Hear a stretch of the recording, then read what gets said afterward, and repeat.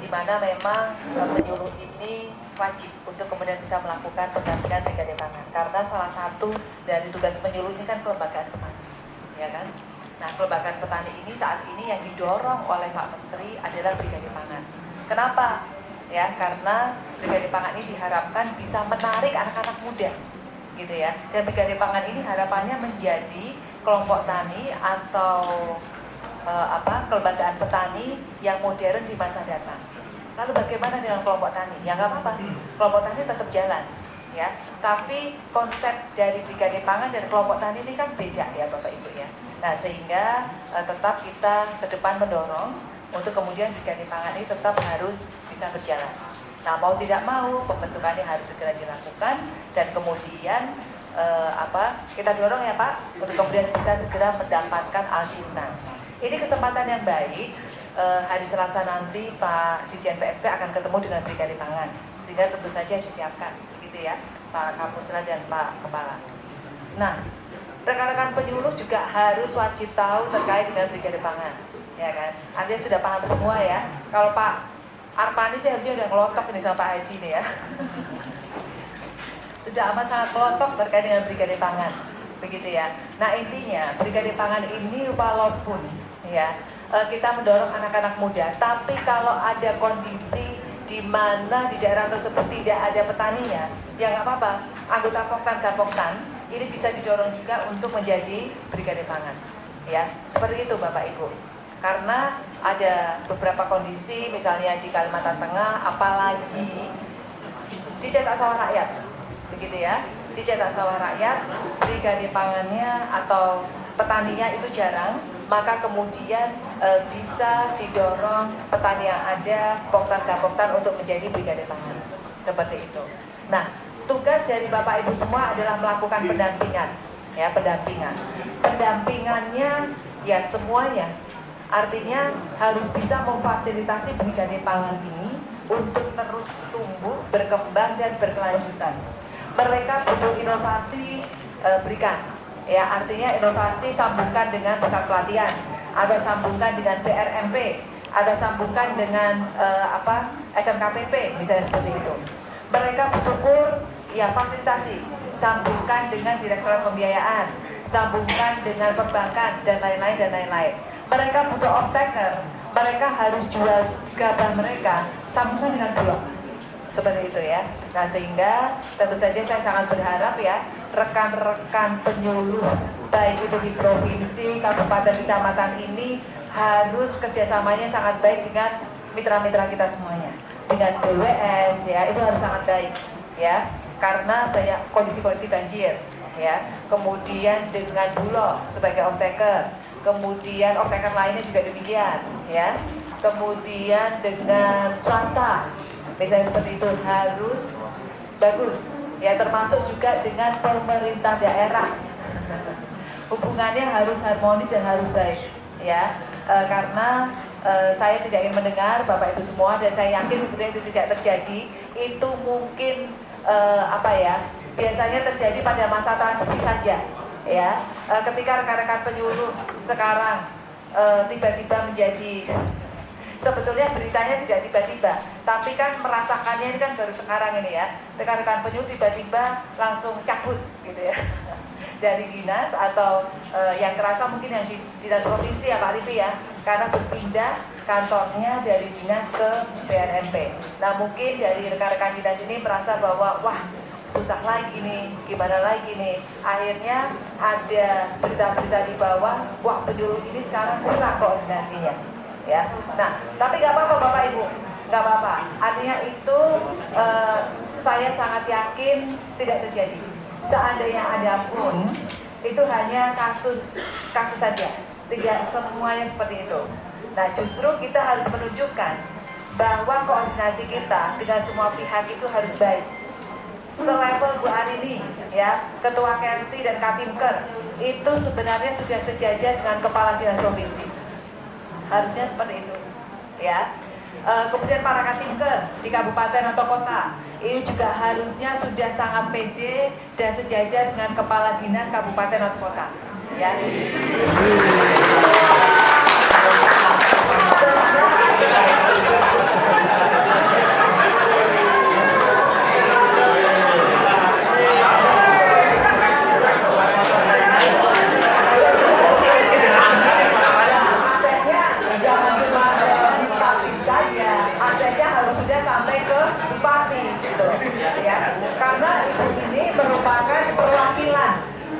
merupakan perwakilan dari Kementerian Pertanian di kabupaten atau kota.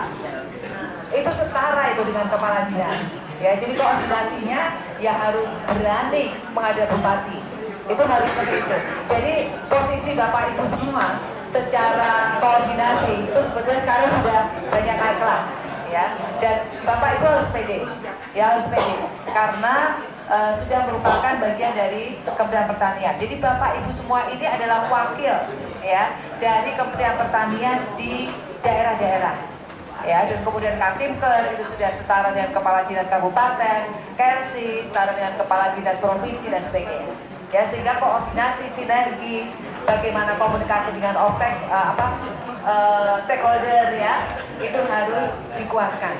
Ya, nggak apa-apa. Saya penyuluh pertanian. Saya membawa amanah dari Bapak Menteri Pertanian untuk melakukan koordinasi.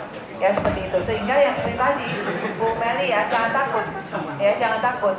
Ibu jangan takut dengan kepala dinas, ibu sejajar kok dengan kepala dinas, gitu kan ya. Seperti itu, ya. Oke. Nah kemudian kondisi di Kalimantan Tengah ini kita beruntung karena saat ini banyak ya program-program dari Kementerian Pertanian atau kementerian lain yang turun di Kalimantan Tengah. Nah, kondisi yang terjadi kemarin, rekan-rekan penyuluh ya, kondisi yang terjadi kemarin, ini sepertinya kalau menurut saya koordinasi antar pelaku di pemerintah daerah ini kurang. Contohnya, Pak Ripi kerja sendiri dari pagi sampai pagi lagi, saya seperti itu. Kemudian Bu Fatita ya, Bu Fatita juga demikian, menangani cetak sawah rakyat yang cukup banyak, ya. Nah itu yang menurut saya harusnya bisa dicarikan solusi. Di satu sisi Pak Menteri berharap bahwa cetak sawah rakyat yang puluhan ribu hektar di Kalimantan Tengah ini beres. Tapi di sisi lain, manajemen pengelolaan dari pemerintah daerah ini harus ditingkatkan. Itu kalau menurut saya. Nah sehingga sekarang Bapak Ibu semua harus membuka diri. Bapak Ibu semua ini tidak lagi tersekat-sekat dengan saya di kabupaten ini, saya punya ini, saya tidak mau membantu kabupaten lain. Tidak. Ya. Jadi harus menjadi satu kesatuan bahwa Bapak Ibu semua ini adalah tim dari Kementerian Pertanian.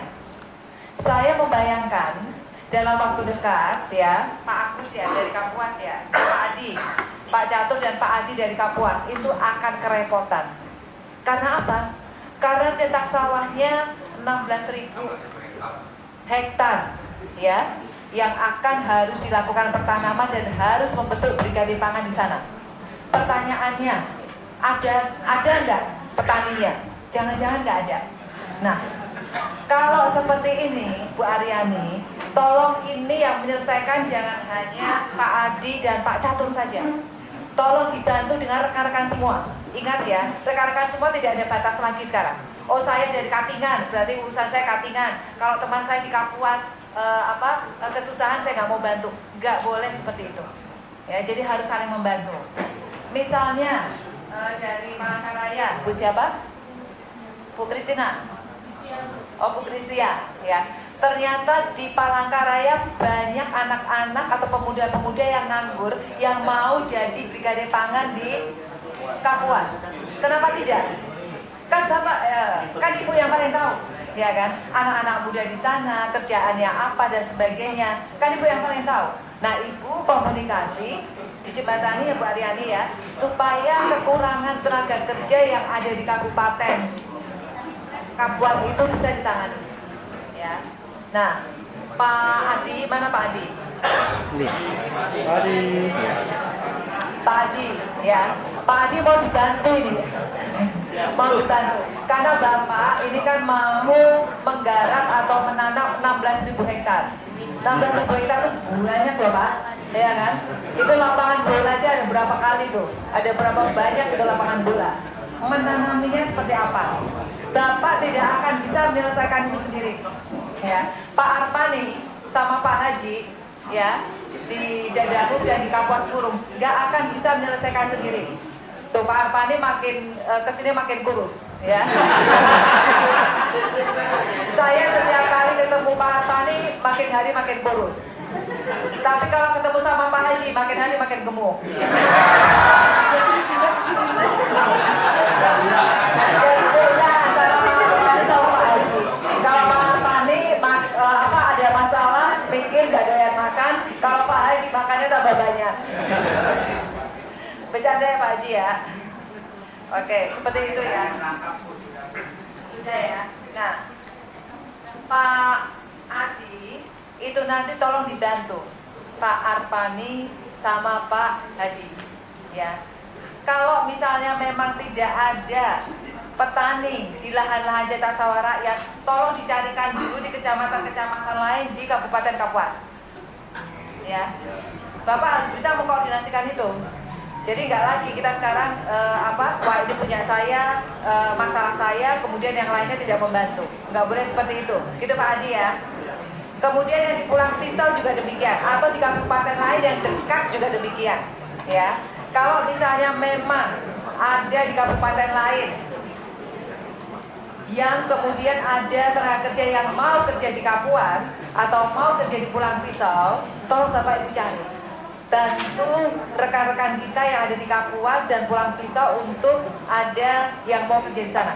Kenapa saya tanyakan di Kalimantan Tengah? Karena sama-sama dari Kalimantan Tengah, ya kan? Artinya bagaimana beradaptasi itu tidak terlalu sulit.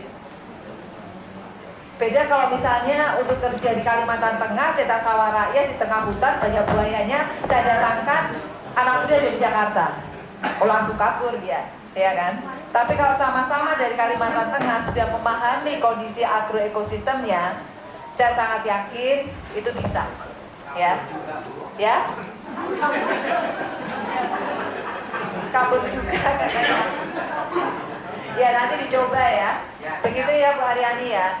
Jadi Kapuas Pulang Pisau ini sepertinya SOS karena harus membentuk brigade pangan, apalagi ditarget sama Pak Kapus sama Pak Kepala, minggu ini harus selesai.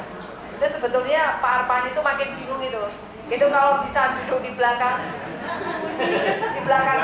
kipas angin itu biar nggak kelihatan itu duduk di sana gitu ya. Nah, tolong dibantu.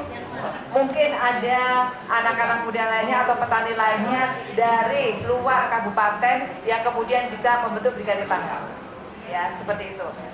Nah, kalau misalnya tidak ada, ini harus putar otak lagi. Nah, tanggung jawab ini tidak hanya tanggung jawabnya Pak Adi sama Pak Kusno saja Bu Aryani. Bu Aryani juga harus pegang tanggung jawab itu. Selama brigade pangan belum terbentuk 100% di Kapuas dan Pulang Pisau, berarti Bu Aryani belum bisa tidur. Seperti itu. Harus ikut memikirkan gimana caranya, ya. Oh ternyata tidak ada nih petani-petani atau anak-anak muda yang mau kerja di sana. Cari cara lain. Yang namanya penyuluh itu adalah solusi. Penyuluh sama dengan solusi petani. Jadi tidak ada masalah petani yang tidak bisa diselesaikan oleh penyuluh. Begitu, ya. Seperti itu. Nah, kalau nggak ada petani ya, bisa tanya ke TNI. Ya, tadi TNI sudah bersepakat mau mendatangkan 500 orang. Gak apa-apa, datangkan koordinasi sama para TJ untuk kemudian mendatangkan TNI.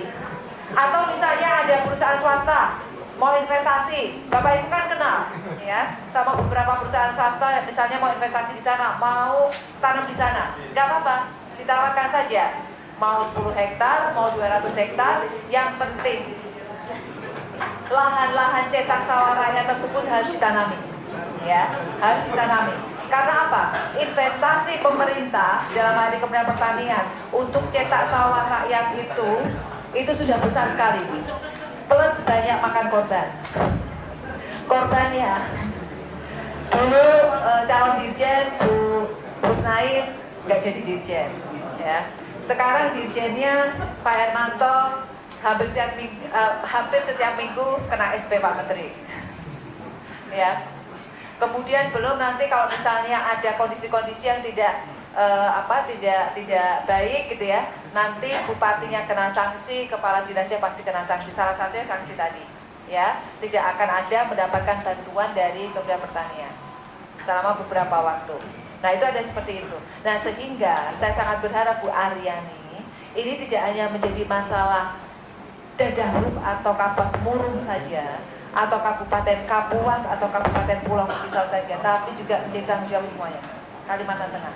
Ya, jadi penyuluh sama dengan solusi bagi petani itu harus ada. Ya, jadi semua solusinya cetak sawah rakyat harus ditanami. Ya. Saat ini karena memang kondisinya masih seperti itu, ya nggak apa-apa. Brigade Pangan dibentuk, tapi kalau misalnya belum sempurna nggak apa-apa. Siapa yang bisa tanam, kerjasamakan dengan Brigade Pangan. Mau TNI mau tanam, kerjasamakan dengan Brigade Pangan. Swasta mau tanam, kerjasamakan dengan Brigade Pangan. Atau mau tanam langsung boleh. Dan ya, Bapak dan Ibu semua ini sebetulnya punya peluang yang cukup banyak untuk menambah LTT. Iya kan? Orang lahannya aja dibukakan. Coba kalau penyuluh yang di Jawa Tengah atau Jawa Timur mau disuruh nambah LTT sama Pak Menteri udah pusing dia. Iya kan? Karena lahannya nggak ada. Yang ada lahan itu menyusut. Nah kalau di Kalimantan Tengah ini kan lahannya justru dibukakan. Maka peluang Bapak Ibu untuk mendapatkan motor itu besar. Karena LTT-nya bisa jadi jauh lebih tinggi daripada tahun lalu. LTT-nya bisa melebihi target dan bisa melebihi tahun lalu. Nah itu sebetulnya peluang bagi Bapak Ibu semuanya untuk juga mendapatkan kinerja yang lebih, ya, karena peluangnya ada dibandingkan dengan yang di Jawa karena berhimpit-himpitan. LTT-nya bisa ditanami, ya, dan kemudian LTT-nya bisa nambah capai target. Sekaligus tentu saja itu tadi, ya, memberikan solusi bagi cetak sawah rakyat supaya tidak lagi mangkrak seperti yang dulu. Ya, jadi kita nggak mau investasi pemerintah. Kenapa Pak Menteri kencang? Karena Pak Menteri juga belajar di masa lalu, ya kan? Masa lalu itu kan lahan 1 juta hektar ya, lahan gambut 1 juta hektar. Itu kan akhirnya banyak yang tidak ditanami. Nah itu tidak mau Pak Menteri seperti itu. Jadi kita harus berusaha keras, rekan-rekan penyuluh ya, untuk kemudian lahan-lahan tersebut bisa tertanami. Siapa saja boleh tanam, tapi memang diharapkan Brigade Pangan. Ya, nah ini sambil semuanya paralel, Brigade Pangan dibentuk, Brigade Pangan nggak punya modal, carikan investor misalnya ya. Investornya itu bisa macam-macam, bisa kur, bisa saudaranya, bisa pamannya, bisa kepala desa, bisa tokoh adat atau siapa, atau rekan-rekan penyuluh juga bisa menjadi investor. Ya, Pak Arpani itu sudah menjadi investor berapa ratus hektar gitu ya Pak Arpani ya? 500 hektar ya Pak ya? Oh sudah 500 mau panen. Waduh kaya raya dong Pak Arpani ya. Pak Haji berapa hektar?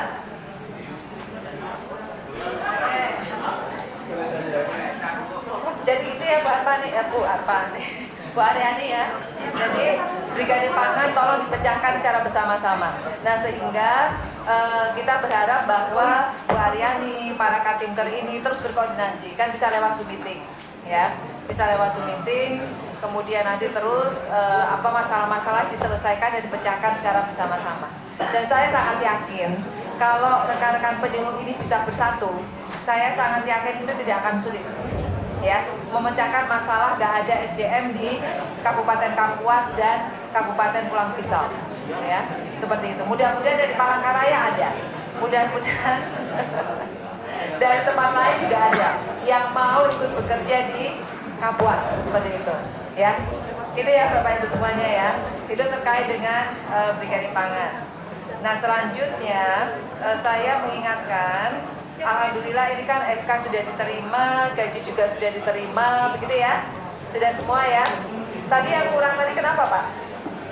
Ini kembali ke KPPN, karena dokumennya itu tadi bermasalah, ini sudah diselesaikan dengan bagian pangan. Ya, tidak cocok, dikembalikan, sudah ditransfer, diblokir sama KPPN karena tidak sesuai dokumen. Oke, jadi rekan-rekan penyuluh, data Bapak Ibu semua yang kami terima dari BKD dan BKN itu ternyata datanya itu banyak bolong-bolong. Itu, ya. Dan ini sekaligus kami merapikan data Bapak Ibu semua. Masa ada yang bersangkutan itu penyuluh media, tapi golongannya 3A. Kan nggak mungkin itu, ya kan? Tapi itu ada fakta. Nah, sekaligus kita rapikan mana ini yang benar, gitu ya. Jadi banyak seperti itu, ya. Bahkan data Dukcapil pun itu ada dari penyuluh yang nggak sinkron.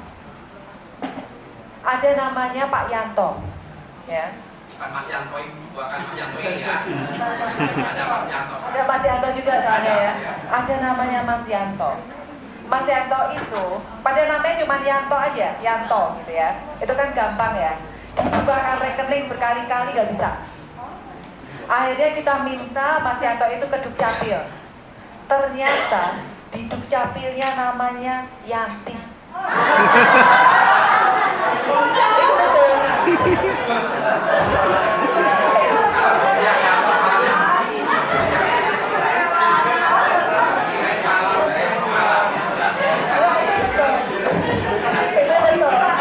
Ada yang namanya Mulyani, ya. Dibukakan rekening nggak bisa-bisa, begitu kita minta ke Dukcapil namanya Mulyadi. Seperti itu. Jadi salah antara O dan I, salah antara M dan D. KTP-nya Yanto, KTP-nya Mulyani, tapi data di Dukcapilnya Yanti dan Mulyadi. Makanya nggak bisa-bisa dibukakan rekening, gitu ya. Nah, itu kejadian Bapak Ibu. Berarti Bapak Ibu tahu ya bagaimana kualitas data di BKD dan BKN sampai seperti itu. Bahkan kualitas data di Dukcapil sampai ada yang Yanto ke Yanti, Mulyani ke Mulyadi, sampai terjadi seperti itu, ya. Nah, jadi kemarin itu ya terus terang teman-teman di Badan SDM ini kerja keras semuanya Bapak Ibu, ya. Saya minta stafnya Pak Kapuslar, Pak Kapusul, Pak Kapusdik ini pokoknya 150 orang lembur selama 3 minggu. Pulang jam 1, jam 6 udah balik lagi. Karena merapikan data itu tadi, ya. Mungkin Bapak Ibu pernah ya diminta data malam-malam. Ya itu kami yang meminta, bukannya ini. Memang kami yang meminta. Karena data NIK ya atau NIK salah satu saja itu sudah ditolak, ya. Kemudian nggak pakai titik, nggak pakai spasi saja itu sudah nggak bisa, ya seperti itu. Nah, bahkan kemarin ada juga penyuluh, tapi saya nggak tahu nih, bukan di Kalimantan Tengah ya. Ada penyuluh yang dibukakan rekening itu ditolak terus sama KPPN karena ternyata apa? Terindikasi menerima bansos. Jadi kalau sudah petani aja, ada penyuluh yang menerima bansos, ya.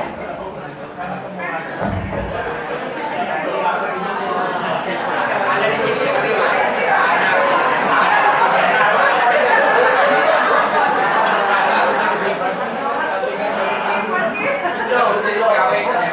Oh, bisa jadi. Jadi sebelum jadi KK ya.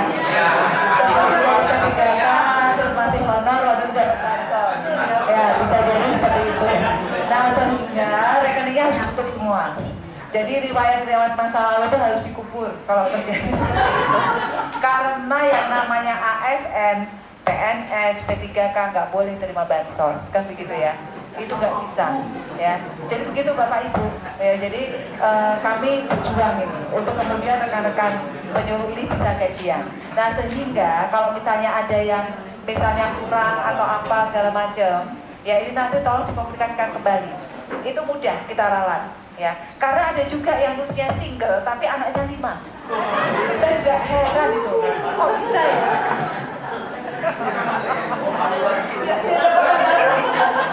Jadi seperti itu ya Bapak Ibu semuanya ya. Suka dukanya nih ya, tapi kita semua senang karena pada akhirnya pada tanggal 1 waktu sebagian besar ya 98%, 99% dari rekan-rekan penyulis sudah dapat kajian.